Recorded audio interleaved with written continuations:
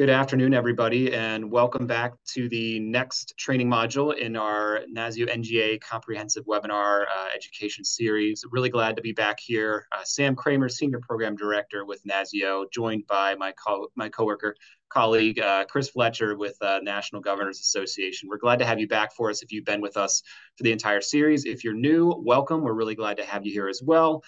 Today, we are going to be talking about ensuring equitable outcomes as part of your policies, programs, and then planning processes as well. And we've got three great panelists here who are going to talk us through some of the best practices that they've discovered in that area. Before we get started, though, I just want to make sure we thank our sponsors, so USDOE's State and Community Energy Programs Office, as well as the Office of Electricity, for their support and funding of this training series. So just a little bit of background here. Obviously, there's been a lot of awareness growing, especially in the past decade, about the importance of equity and inclusion and representation for energy and climate policy. So we've seen a lot of states exploring new ways to make sure they're effectively engaging underserved and underrepresented communities as part of their program outcomes and planning processes as well.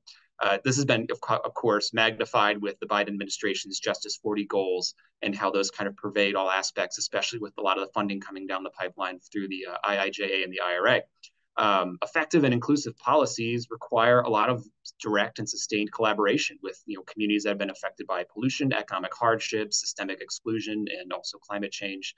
And so energy offices and governors' offices really do play crucial roles in adapting the design of energy policies and programs to reflect the needs of constituents that live in some of these communities through comprehensive energy planning, as well as just program and policy design more generally.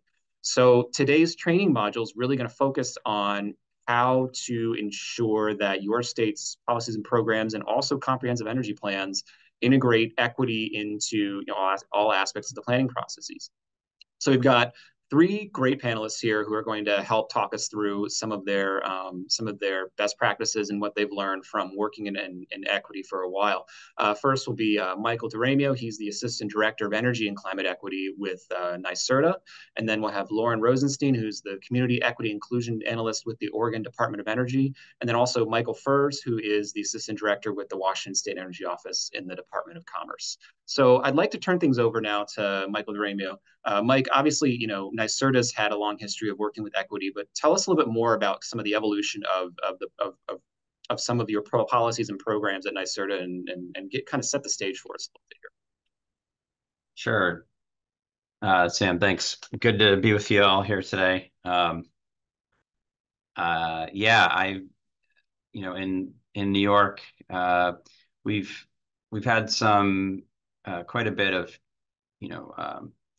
change since we last. I know part of the context here is around state energy plans. The last time that we did a state energy plan really comprehensively was almost a decade ago, 2015. Since then, we did do an update in 2021, but relatively minor. But really, since the last major update, we passed a big climate Leadership and Community Protection Act, what we just call the Climate Act for short, in 2019. And that really set the stage for New York's focus on what the Climate Act refers to as disadvantaged communities, and really focusing on how we can ensure we reduce the burdens and ensure equitable benefits to those communities. And so, in short, the focus on within the law in 2019 on climate justice and equity really brought those issues to the center of our clean energy policy here in practice. Following on that, the passage of that law, part of what was in that law was a requirement for a disadvantaged communities barriers and opportunities report, which we produced in December of 2021. That's available online if you're interested. It also established the formation of a group that put together what we call a scoping plan, but it's basically our climate action plan for the state. That was finalized in December of 2022. It includes a climate justice chapter, which really drew upon that barriers and opportunities report I mentioned. uh, that the Climate Act, also established a climate justice working group. I sit as NYSERDA's representative to that working group. That group is the decision-making body for defining what is a disadvantaged community. That was defined by this group back in March of 2023. So I'm just sort of walking along a timeline here from 2019 to now up to 2023 on the policy front. And we continue to have other policies and roadmaps that flow out. They aren't specifically called out on the Climate Act, but do point to this centering of realizing the impacts that the climate crisis is having on historically marginalized communities, and they're hit first and they're hit hardest, right? So we have an extreme heat action plan we just came out with a couple months ago, for example. So all these are just pointing us as a state down this path of centering climate justice in our planning work and our policy work. And then a lot of what I've been doing and the team that I'm a part of has been focused on is how do we operationalize these policies in the context of the vast amount of programs that we have going on here. A lot of our funding comes from ratepayers, NYSERDA. So, one of the things that we've done is put together a climate equity strategy. It has 3 pillars that serve as a theory of change, if you will, for how we're going to move from a history, if you will, a legacy of marginalization, disinvestment, and burden to the most vulnerable communities and most overburdened communities, to a future where those communities are really designing, what the energy system and how they're going to benefit from that energy system and the related investments right alongside with us, and really helping to drive the agenda that we have here in the state around clean energy. So there's a lot that needs to happen for that to happen, and so our team is really focused on working with our colleagues to understand how do we embed climate equity principles and practices into our planning of these efforts. There's always the tension between the urgency of deploying and getting the investments out there, but we're really focused on creating the structure and the operations and the capacity internally to do this. So our team itself is one of those steps, right? The fact we have an energy and climate equity team. We have equity stewards, basically an individual person within each of the respective teams that is at least part of their job is to be thinking about these issues. We have an equitable engagement toolkit internally that we use to both equip our team, but also our colleagues that aren't equity focused folks, right? They might be technology sector focused professionals. And so we're working with them to, adopt these best practices where we can. And then along those lines, we have, a small team that works with them to do that, to collaborate with them. We are at the same time are building out more procedural equity opportunities. So the first is more structural equity. There's 3 pillars I was mentioning: structural equity, procedural equity, and distributional equity. On the procedural side, we're really focused on just making it a lot easier for our community partners to understand what's going on within our agency and what's being planned, and then have a voice and have their priorities very clearly articulated and being accountable to those. So we've launched a stakeholder group we call the Energy Equity Collaborative for that kind of relationship building and ongoing transparency work. We've established some compensation mechanisms in order to support the participation of these under-resourced communities. We can't expect them to be helping us. Really, their expertise is so critical. We can't just expect them to be coming to meetings when we need them to and drop other priorities they have. So we're compensating them for their time. And then on the distributional side, distributional equity, we have regional clean energy hubs. So We've partnered with community-based organization networks in each of the state's 10 economic development regions. We have 3 in New York City just because of the population there, the density there. And they are, that's really part of this structural shift here we have of, they are really, we're working very closely with them to understand how we can make inroads into all communities across the state. And finally, on the distributional equity, I'll say just one more thing is we want to be tracking how our investments, where are they going? And are we making it into all different communities? So we're, coming up with a system statewide for tracking that.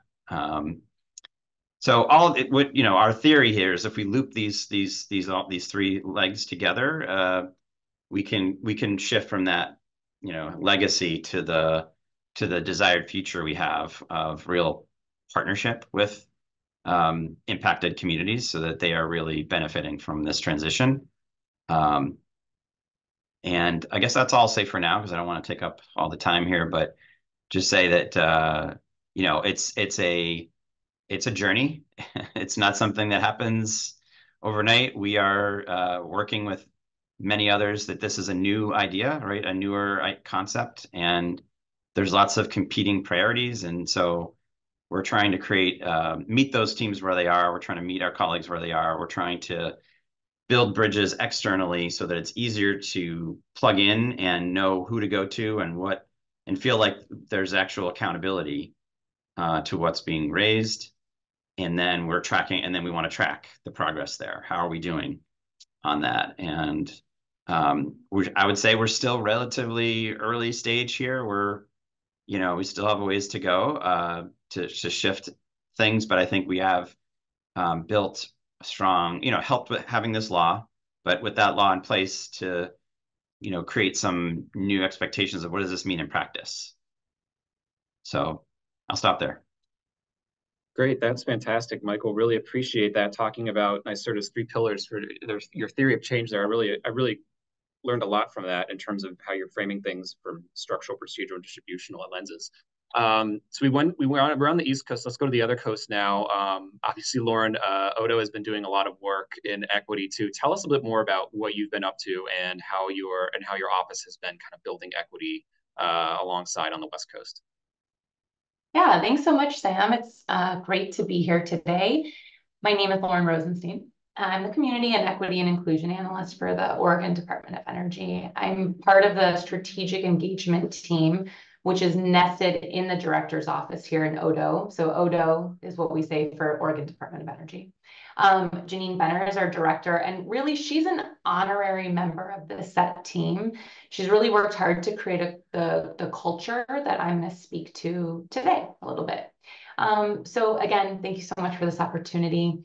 And I'm really looking forward to learning alongside everyone else here too.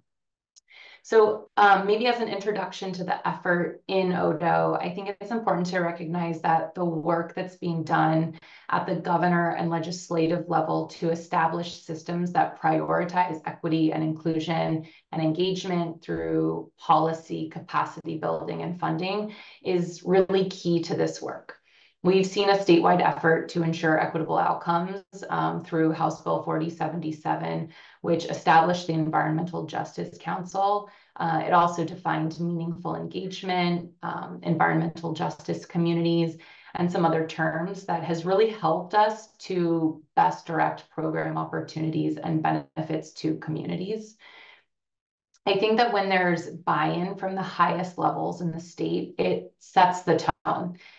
It can create the precedent, it leads by example, and sometimes it builds requirements, right? That's sometimes what we need to get this effort started. So that state agencies like Odo are able to respond and develop pathways to equitable outcomes. Odo began this journey by creating a strategic plan, and then that strategic plan led to a renewed mission statement. And I'm just going to read it for everyone.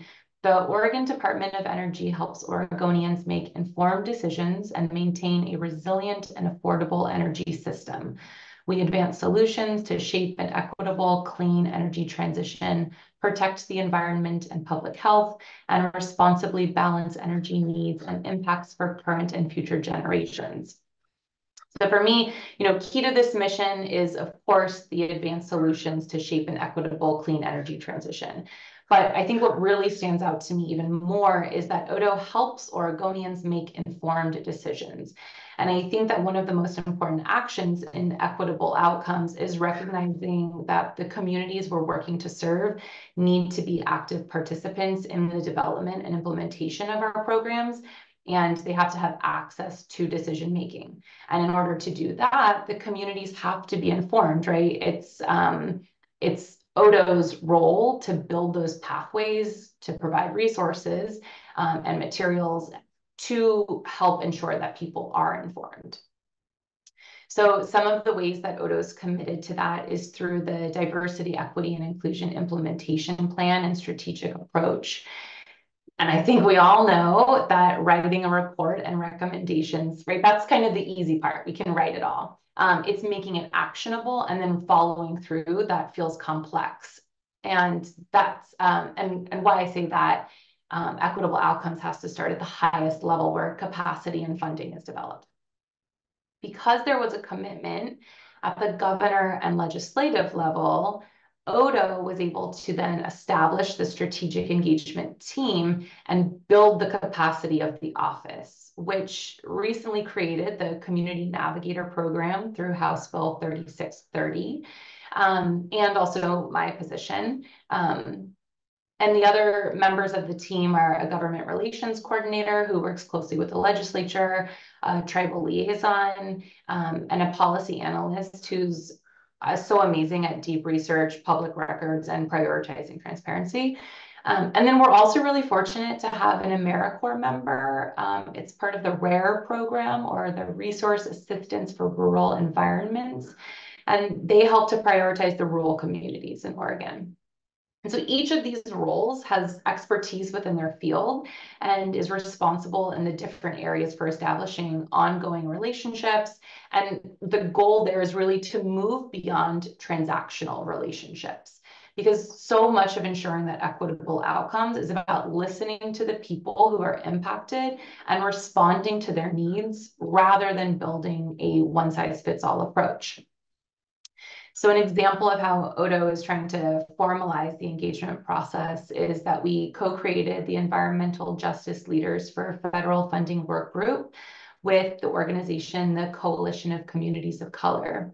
There's been this influx of federal funds, and we want to make sure that in disadvantaged communities, as defined by the Justice 40 Initiative, have the opportunity to first share information about energy-related federal funding opportunities, and then to match opportunities to their needs, then to ensure that the metrics and data are demonstrating benefits flowing to disadvantaged communities, and then, really to create a forum so that everyone can share experiences across organizations and across the state.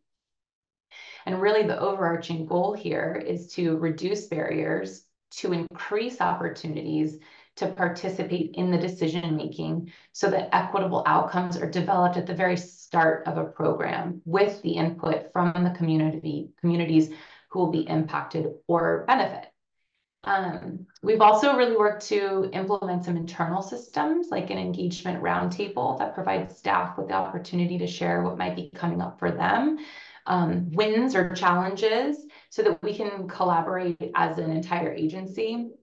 Another way we do this internally is through our tribal office hours, which is hosted by the agency's tribal liaison. We really are finding that the more that we can communicate and build an internal culture of transparency, and again, with that overarching goal of equitable outcomes, the more likely we're going to see it throughout the planning process and into implementation. I'll say that a few important lessons that we've learned in Odo is that no one person can be responsible for this work. I think that's why we've tried to create some of the internal opportunities to connect. There needs to be a culture within the workplace that values a community-led approach to get us to those equitable outcomes. And again, the team that I'm a part of, the strategic engagement team, we really work to not gatekeep the information or the relationships that we're building, The goal is to simultaneously build relationships with the internal staff, really similar to what Mike was saying, so that we can best understand the layers of work, the technical components, and the efforts at a programmatic level, and cross-pollinate those efforts.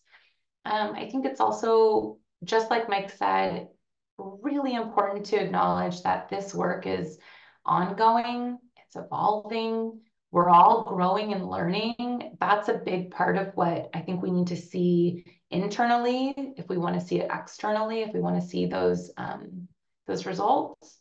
You know, the energy sector itself is evolving, and so we just have to be prepared to adapt and adjust our approach.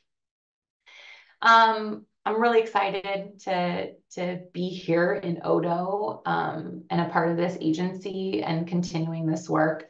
And I'm excited and looking forward to the conversation that we're all here for today.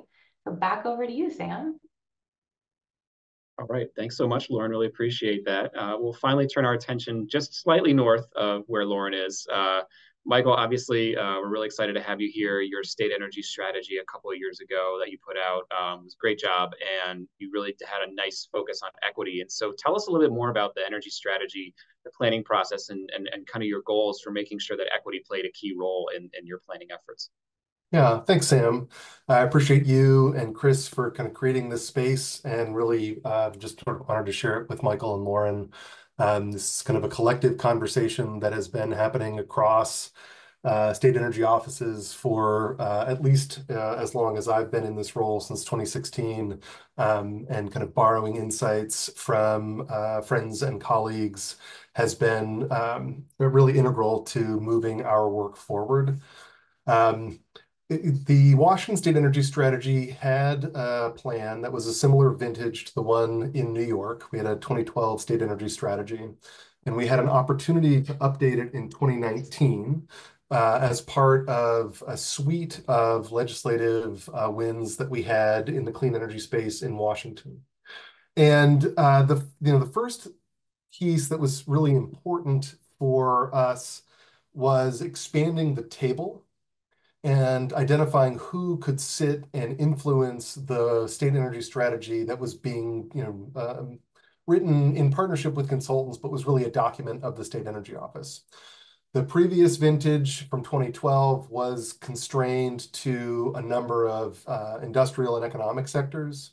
And so we expanded it to include a broader array of technology advocates and environmental advocates. As you said, Lauren, right, the energy mix and the sector is changing, so we wanted to accommodate that.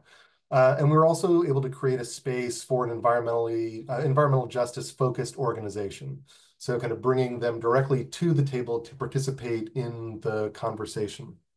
And that was a big step forward, even if we were not able to compensate them for their time or really kind of balance the table from an input perspective. They were still one voice out of 27, but it was an important voice to include in our conversations. I can remember that we had a single in-person state energy strategy meeting in January of 2020, and then we immediately, as everybody else did, went virtual. And so that complicated our ability to kind of build relationships from that 27-member panel.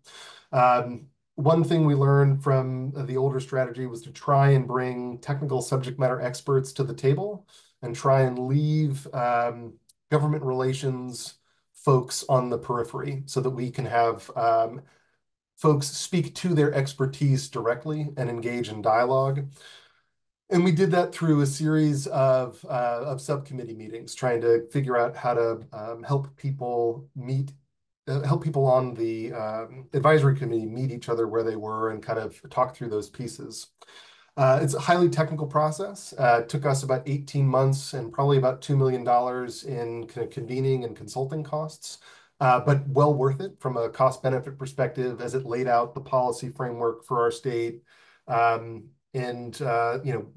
I talk about it as like a 5-year plan. We're kind of reaching the end of it, and we expect to be able to update the plan in 2028. And I look forward to talking about the ways in which we'll do things differently. The equity component of the plan is really foundational for us. I would say it was a bit of like an academic exercise that we bounced off of a handful of stakeholders that we curated from the relationships that we had at that time. We relied on the same elements that I heard you describe in New York, Michael, right? Procedural equity, distributional equity, structural equity. And the idea was to put these at the front and center of our plan so that as we looked at the sectoral strategies and brought them up for legislative ideas or program ideas, we would have to go back to that framework and kind of work through those aspects of equity in order to make good on the promise of the strategy itself. And that's been the approach that we have taken. When it comes to the sort of the outcomes, in addition to looking at procedural, distributional, and structural equity, trying to find ways to align with other work that's going on. So I think I heard this a little bit in your framework, Michael.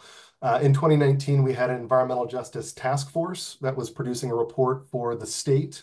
I was fortunate to be a member of that process and the state energy strategy, so I was able to bring that in directly. We then negotiated a bill that passed in 2021, our Healthy Environment for All Act, and then after that, a cap and invest program that was identified in the state energy strategy. And so now we have a completely different framework that relies on the thinking and the framework that's in the state energy strategy. Now it's more of a policy regime where we have goals and targets. Some are soft, some are hard for expenditure requirements. And we have a different set of expectations from stakeholders and communities across the state who expect to be able to engage with us and influence the policy that the state is putting forward. One example of that is the state's Environmental Justice Council.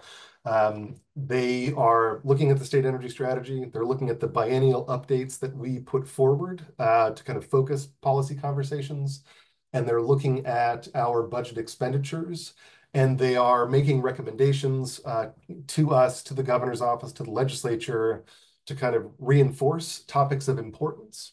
And so we're seeing that bear fruit in broad community decarbonization programs. We're seeing it in clean energy generation and transmission siting conversations. And we saw it in like a state-funded program to reduce utility bills, similar to the federal LIHEAP program. So those are some outcomes that we're seeing. We've also designed our programs to provide technical assistance and capacity building for local community organizations. And that has helped develop a pipeline of resilience projects, in particular solar plus storage in community identified spaces. We've borrowed ideas from Hawaii with their Wayfinder program to embed essentially staff and resources in community trusted nonprofits to act as a sounding board, a collector, and a communicator in multiple directions around clean energy ideas that can then be planned, designed, and funded. And then the last idea is related to the Climate Pollution Reduction Grant Program. And that's going to be like the analysis that CPRG requires is going to be the foundation for us for our 2028 state energy strategy.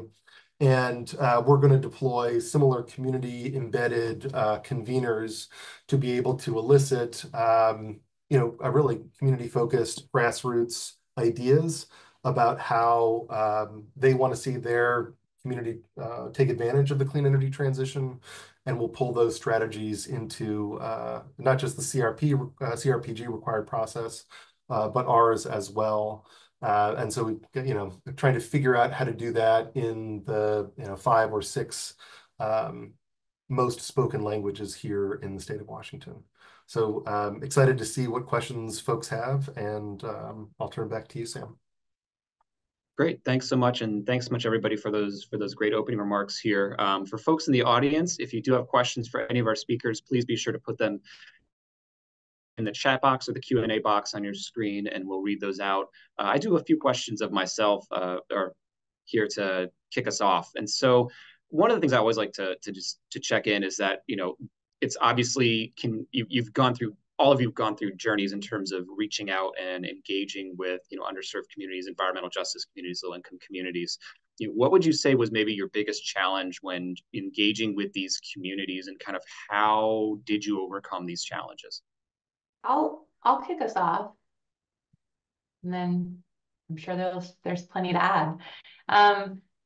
I think that one of the biggest challenges that we've seen here is that many of the tribes, environmental justice communities, rural communities who are underserved have limited capacity and limited access because government has often historically and currently not included these communities. The access just isn't necessarily available, and the capacity that I spoke to earlier, it's not there yet. And so it can be really challenging to, find maybe the correct organization or the correct group, or there's parts of rural Oregon where there's not necessarily an environmental justice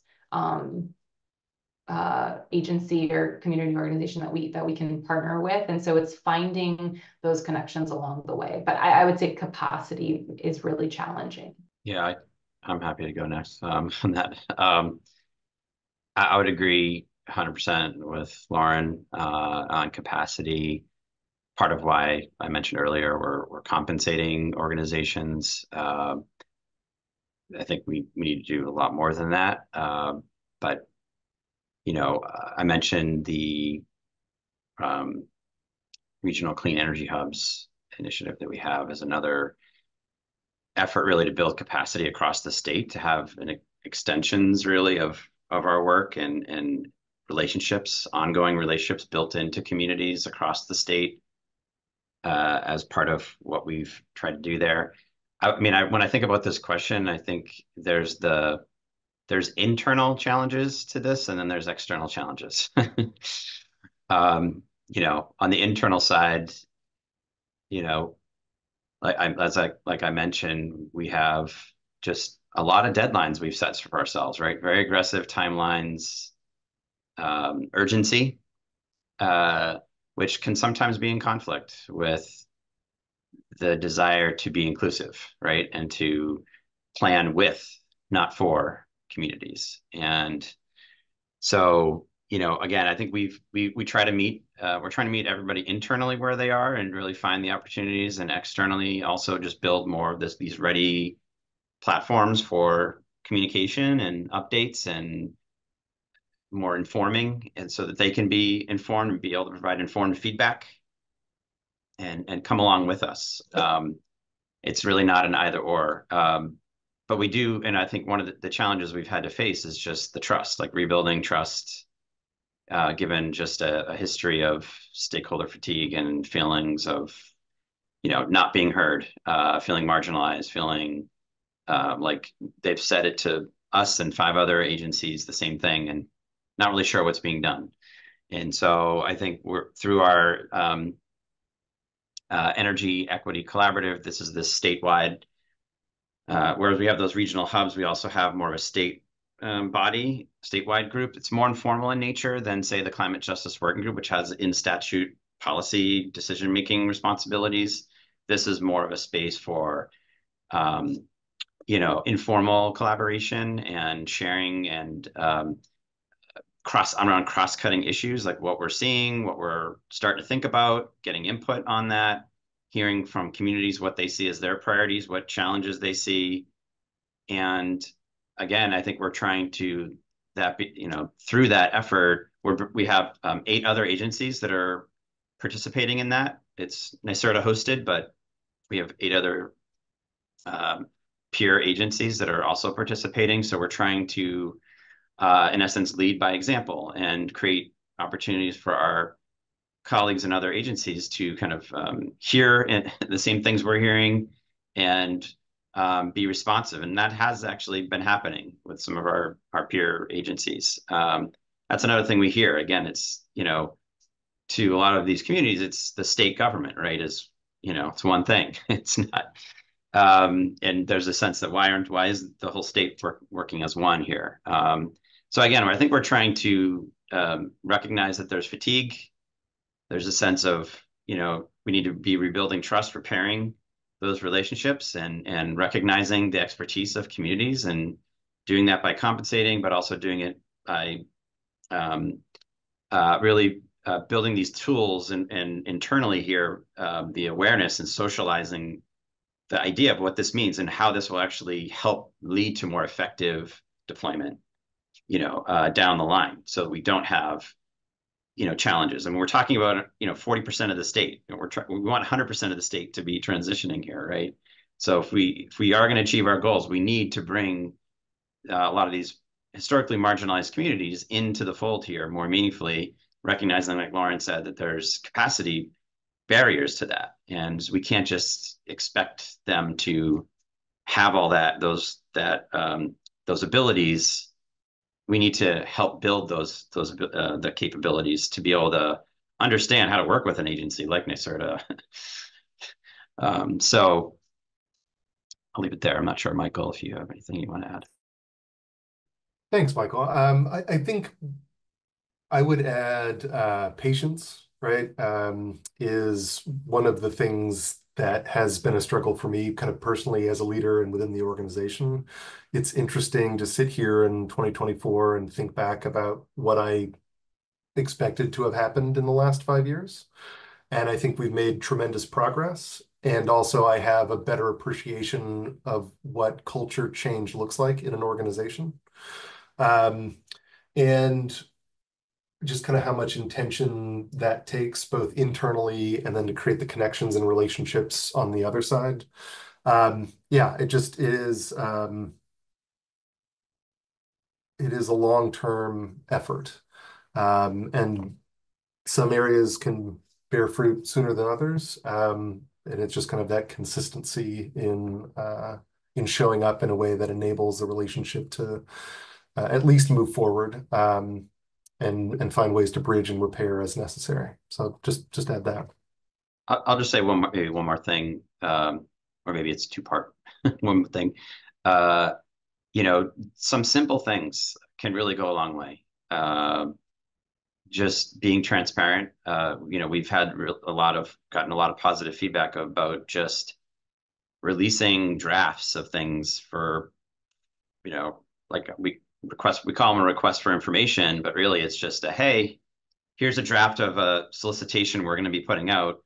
Please let us know if we've missed something, we missed the mark before we finalize it, and make it a thing. And that just, I think, does a lot to give people a window and an opportunity to help shape it to some extent.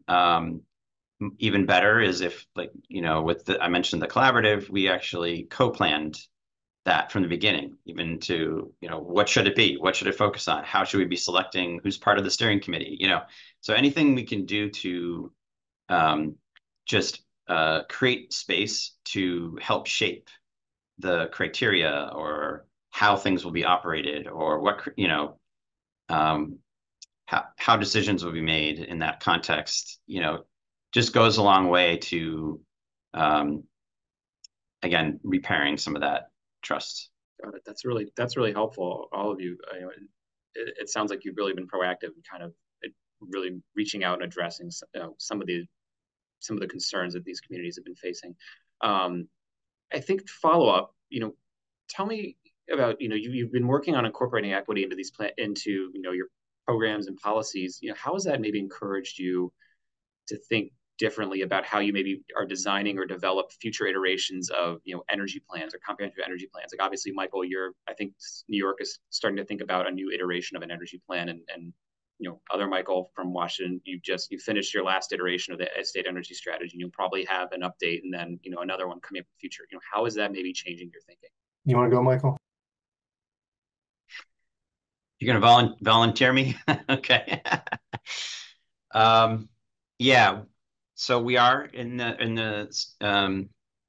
we are looking at making some updates. Like I said, there's a lot that's happened since we did the comprehensive update.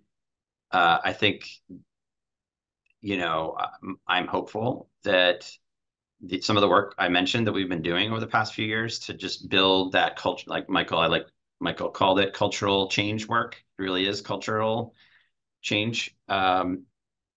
Is brings the awareness that okay, we can't maybe do this the way we've done it before. We need to be thinking about how we build in more considerations here along the lines of what I've been saying.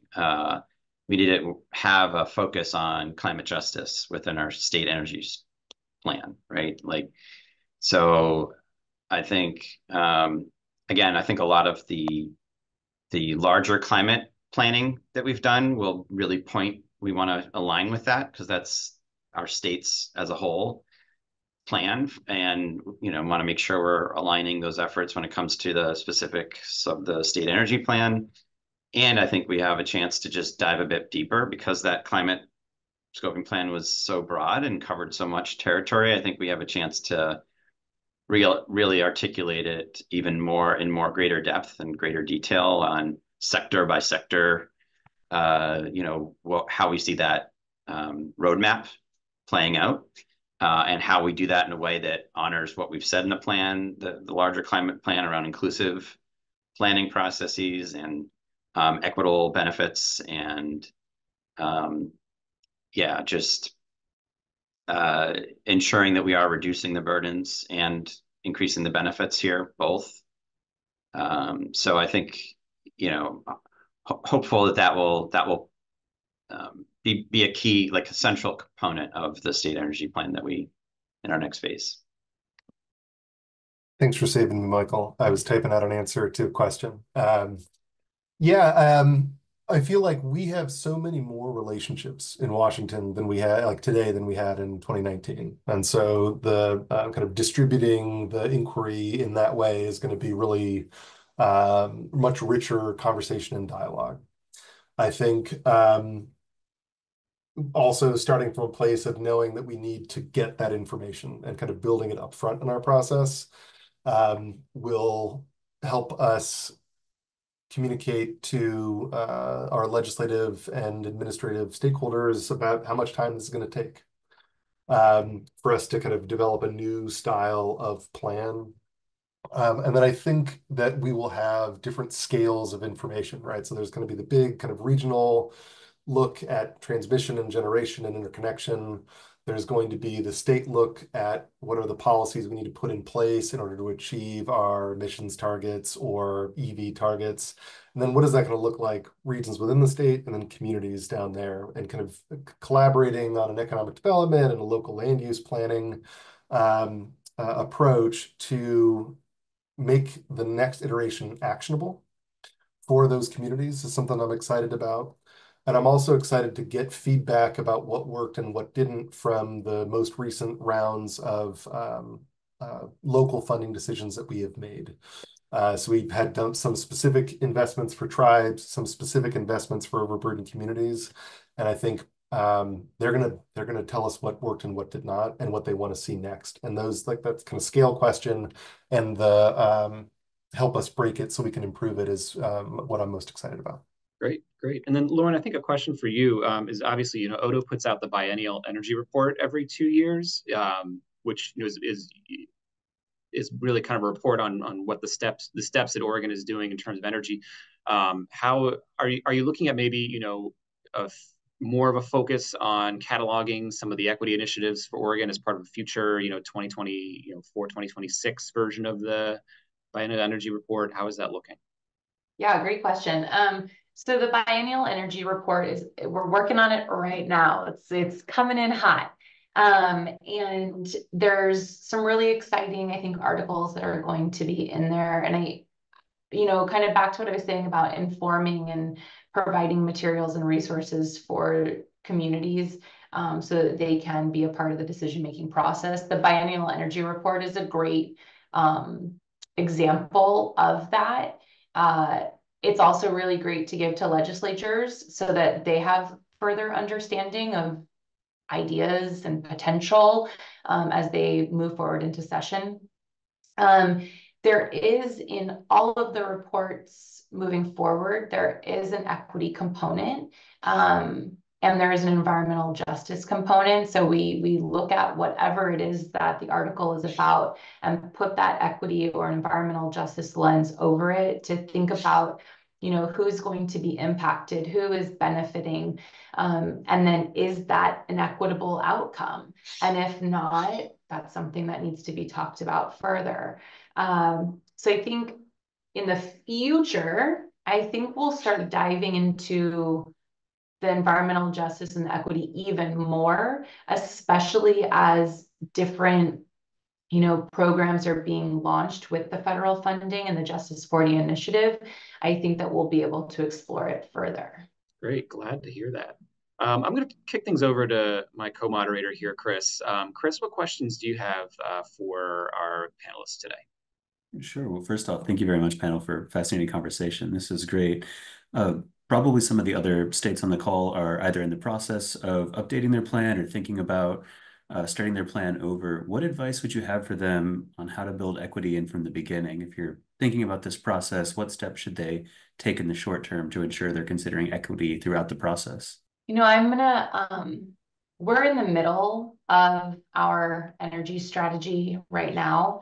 And I think the number one lesson that we've learned, and we're only a few months into it, is that the timeline is not the timeline that we originally thought that it would be. And I know that, Michael and Mike, you both have already kind of commented on that, but I think it's really necessary to look at that end time, that end date, and work backward and then add in a lot of wiggle room in that. And, to Michael, first, to your point of taking those lessons learned and going back to decision makers, to the legislature, to policy folks, and being really upfront and honest, because I think that often equity lands as this checkbox of, did you engage your community? Did you host a webinar is what that could be translated to. And that's just not enough if we're talking about real and equitable, meaningful engagement that leads to the benefits that we're really hoping and looking for. And so we've learned very quickly that the way that we are approaching the communities, environmental justice communities, disadvantaged communities, takes a lot more time. One, because of the historic and current exclusion that happens around that capacity and accessibility of this kind of work, and making sure that we're working on those educational materials and then bringing people in, understanding who's out there and who has interest, and building interest where we need to. And that takes a lot of time. I would add just kind of being clear about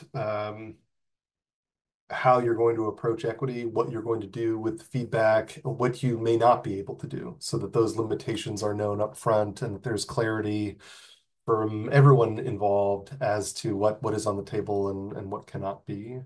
I think it's critical to reflect back, what has been heard and then where it got incorporated in final documents or not, just from a transparency perspective. And then costs, right? In addition to time, like what is the capacity that we, the state or other entity can provide to enable folks to participate. And then, this may seem small. We've engaged in it similar to what's going on in New York, and just kind of the hurdles of what folks need to go through to get reimbursement, can lead somebody to say, yeah, I won't do that next time. And so how do we improve the experience for people who even if we are compensating them, to make it as easy as possible for them to want to come back? Those are a couple things that come to mind. Yeah, I would everything everybody said. I don't have a lot to add, but just would underscore the, setting expectations up front early. And again, we're sort of entering ourselves, so I can't speak from a ton of experience quite yet, but I can tell you that the I think laying the groundwork, and also just like I mentioned, there's sort of the formal advisory board, but then there's the informal and I think just emphasizing that there are multiple ways, and we really need to ensure that, again, it helps to have a state law like we do to point to that and just reinforce that, the rules have changed. And so we need to be thinking about the impacts of all the decisions or all the elements of what we're putting in this plan on these disadvantaged communities. And so I think, that comes down to understanding the burdens, the barriers, but also the opportunities and the importance of building in some of these procedural elements into the plan. And so, yeah, I guess I'll just leave it there. Sure. Thank you all. That's really helpful. And Lauren, I love your point about the timing that we think versus the timing it takes. Nobody else thinks in fiscal years except for us government folks, and the barriers to reimbursement. Michael, both Michaels mentioned, that's a great point. Our processes are not always accessible to non-government folks. I love that. Maybe as a short follow-up, how do you continue to engage these communities when you're not actively in a planning cycle, or once the plan is complete? How do you, what's a good way to keep them engaged, to feel like they're a part of an ongoing conversation instead of a one-off box checking exercise like we mentioned? Yeah, I'll take this one first, to buy Michael and Lauren some time. Just I would say that's one of the challenges is, everybody's got their work, right? Like in front of them. And it's, when you have the blinders on, you're thinking, okay, how do I get my needs met? Lauren mentioned it as a checkbox. It might be, okay, I got 7 things I got to get done in the next 6 months, right? So I think part of what our team's role has been is shifting this to thinking about it from a less of an transactional, like we have questions we need answered, and then we're going to go have what we need and go away and do our jobs. To this is an ongoing dialogue we're trying to build here that's going to require informing community stakeholders about what the issues are, even, and equipping them to be able to provide informed feedback that we desperately need. And so, and then there comes those times when you actually need the input, they'll be ready to give it, right? But you can't go in with a very specific ask when they don't have all that context, and it's not going to be as fruitful. So I mentioned the collaborative again. I want to drive that home too much, but we're trying to build that as a space to build some of that capacity and have working groups.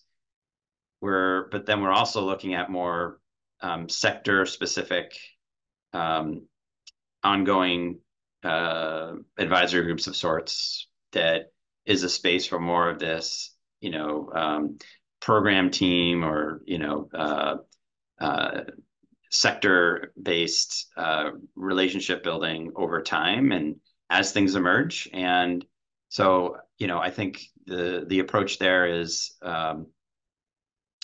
just having a vehicle for that relationship building that we help facilitate, to Michael's point, that a lot of our colleagues this isn't their bailiwick, right?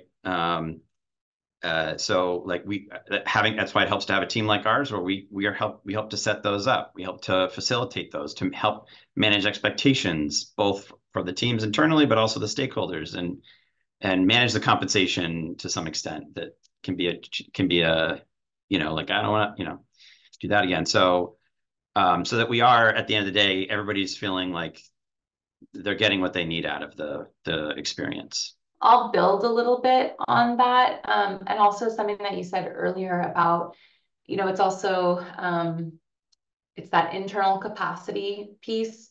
And we're really lucky at Odo that we have a position that's the community navigator position. And I know I said earlier, you know, building capacity is really important. It's important internally also. And that's something that we had to have through a legislative process, this community navigator program come down. So we have a person, her name is Sarah Murky. She's an absolute star, and she travels throughout the entire state. And so she's been to all 36 counties. She has met with the 9 federally recognized tribes here. And she prioritizes going to where people are and having conversations with them, and not to necessarily pitch something, but to just be in community, to see what's going on, to hear what people's needs are, and maybe their energy, and maybe there's something a little bit different. But as it turns out, talking to a housing director can also mean there's something energy there, right, that she can help with. And so having that on the ground person who has the ability to show up in different places, I think is really, really valuable outside of, you know, planning processes in order to keep that going. That's a really good point, Lauren. We've made choices to allocate resources in Washington around tribal energy. So my agency has a tribal relations office that has 2 people doing the work of probably a dozen. And we have 2 FTE that are that are really just focused on tribal clean energy sovereignty. And those are new this summer, and kind of build on like an informal working group and several years of relationships with the 39 federally recognized tribes in Washington. So that's been pretty helpful. We also participate in adjacent spaces. So to your point, Lauren, that sometimes the energy issues aren't energy issues, but they're kind of related to it. We've got this Environmental Justice Council, which ebbs and flows over the energy and climate space. There are some spin-off convenings that communities do that we get invited into around economic development and environmental justice issues. And so showing up in their spaces to listen and learn and participate and then connect and bring back has been very helpful for us over the past few years. Thank you all. That's excellent. I know we're short on time, so I'll turn it back to you, Sam, to bring us home. Thanks, appreciate it. And so first, you know, again, a big thank you to all 3 of you for a really wonderful discussion, you know, really kind of centering us in terms of the equity space. For all of you who have been attending the series, thanks so much for your participation. We do have one more wrap-up webinar training series coming up. It's going to be September 26th from 3 to 4 p.m. Eastern. It's focusing on, you know, so you've done your energy plan, you've had the great office party to celebrate it. You know, now what? You know, how do we keep the engagement going and make sure folks are continuing to work towards the goals that you all work together to establish? So hopefully you'll join us back for that last webinar. So on behalf of everybody here, I wanted to say a big thank you, and please have a good rest of your week.